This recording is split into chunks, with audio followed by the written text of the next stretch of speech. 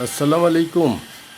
আল্লাহ রাব্বুল আলামিন কত বড় মহান সৃষ্টিকর্তা, যিনি আমাদের এত কোটি কোটি বিলিয়ন বিলিয়ন মানুষ সৃষ্টি করেছেন।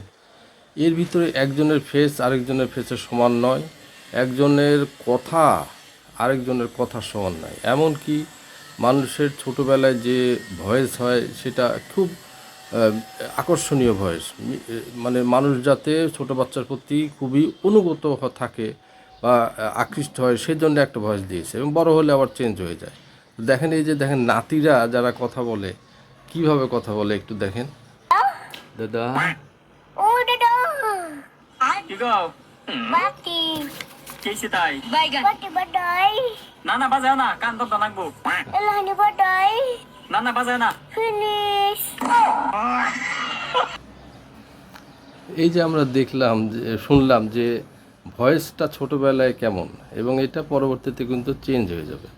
আল্লাহ রাব্বুল আলামিন কত মহান সৃষ্টিকর্তা, যে মানুষকে একজনের ভয়েস আরেকজনের মানে মিল পাওয়া যায় না, এতে বোঝা যায় মানুষকে চিহ্নিত করতেও সহায়তা করে।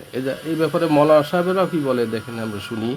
বানাচ্ছেন, এগুলো খাল, মানে একটা থেকে আরেকটা নির্মাণ করা, এটাকে বলা হয় খাল। তো এই জন্য এই খাল সম্পর্কে আল্লাহ বলছেন তাবারাকাল্লাহু আহসানুল খালিকিন, মঙ্গলময় মহিমাময় আল্লাহ তাআলা তিনি সমস্ত সৃষ্টিকর্তাদের উত্তম সৃষ্টিকর্তা।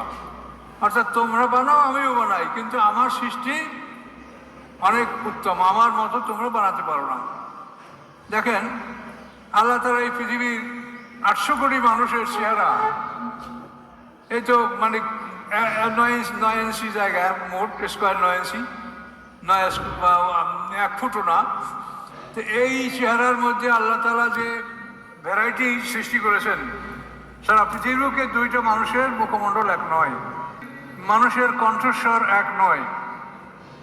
দেখেন, আপনি অন্ধকারে যদি বাড়ির সামনে গিয়ে দরজা কড়া নাড়ান এবং কথা বলেন, তখন আপনার স্ত্রী বুঝতে পারবে যে আমাকে কে ডাকে, সেটা ভাই ডাকে না স্বামী ডাকে, হ্যাঁ কে ডাকে, এটা আপনার কণ্ঠস্বর শুনে সে বুঝতে পারবে।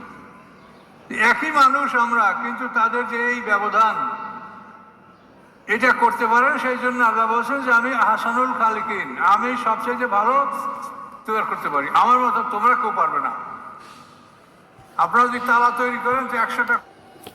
তো শুনলাম আমরা, এবং এই জন্যে আল্লাহ রাব্বুল আলামিনের প্রতি আমাদের কৃতজ্ঞতা থাকা দরকার এবং তার আমল করা দরকার, যাতে আমরা বেশ পাইতে পারি ইনশাআল্লাহ। আল্লাহ আমাদের তৌফিক দিক, আমিন।